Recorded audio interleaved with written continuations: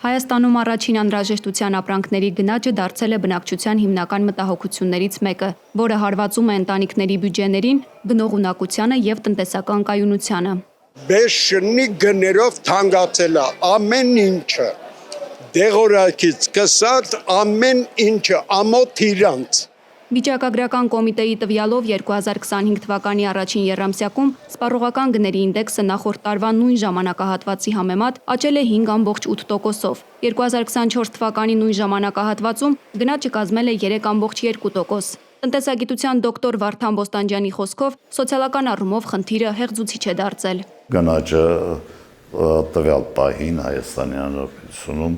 չափազանց բարձր մակարդակի է, ուրեմն եթե իհարկե աբստրահարվենք պետական վիճակագրական կոմիտեի կողմից իրականացված տվյալների, որոնք հատուկ մեթոդաբանության աշխատելու պարագայում, ուրեմն աշխատում են մաքսիմալ,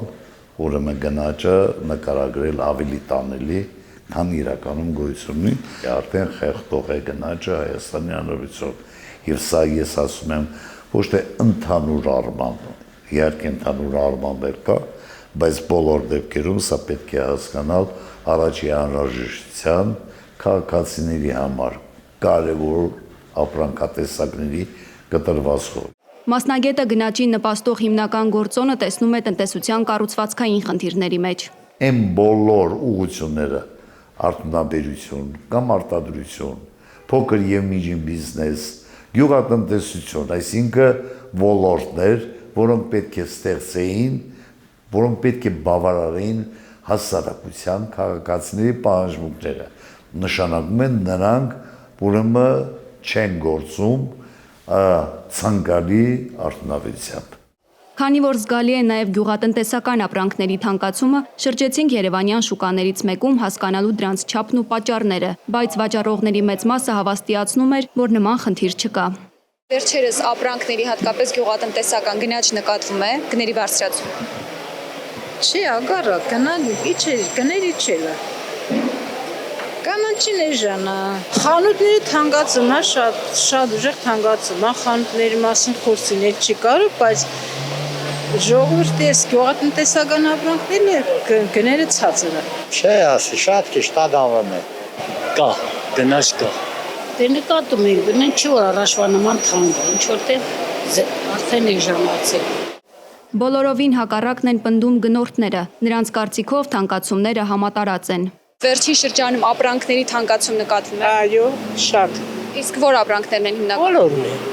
Սննդամթերքը։ Այս տարի թանկ է։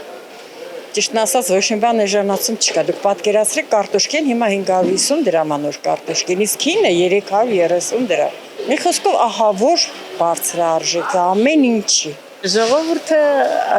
վաղուց ցանկ են արել, օգտագործել են ամեն ինչ, պետք է մի քիչ թանկ լինի։ Ընդհանուր գների աճ եմ նկատում, ոչ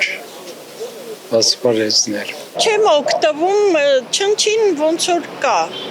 բայց կոնկրետ չգիտեմ ինչը։ Խանութներում այդքան ուշադիր չեմ լինում գներին, ուղղակի վերցնում եմ, դուրս եմ գալի, իսկ շուկայում հենց հիմա գալիս եմ, բավականին թանկ է։ Շատ վիճակել վատ է։ Սա թանկ ու կրակ է, աշխատավարձ չեն տալեմ, բան չեն անեմ, թոշակն էլ 40,000-ով ինչով անենք։ Ես ինչքան է բարձրանա, ես երբեք չեմ ասի բարձրա, որտե տանջանքը շատ է։ Չգիտեմ, ես այդքան շուշ չեմ օգտվում, չգիտեմ։ Գների բարձրացման հետագա կանխատեսումների վերաբերյալ տնտեսագետը նշում է, որ լավատես լինել չենք կարող, պայմանավորված մի քանի հանգամանքներով։ Մենք չենք տեսնում այնպիսի նախագծեր ու ծրագրեր դրանց իրականացում, որոնք ուրեմն ժամանակակից են, որոնք կարող են տնտեսությանը դարձնել տնտեսության արդիականացումը մեծացնել, կառուցվածքը բարելավել, ուրեմն բոլոր պարագաներում նման, իսկ դրան զուգահեռ մեծանում է, ասեք, պետական պարտքը։ Տարատեսակ հարկերի բարձրացմանը զուգահեռ գնաճի ներկայիս միտումները Հայաստանում լուրջ մարտահրավեր են ստեղծում տնտեսության եւ բնակչության բարեկեցության համար։ Մասնագետներն անհրաժեշտ են համարում կառուցվածքային բարեփոխումները եւ թիրախային միջոցառումները գնաճը զսպելու եւ տնտեսական կայունությունը վերականգնելու համար։ Մերի Դանիելյան, Գևորգ Սյանոսյան, Ռինյուզ Արմենիա։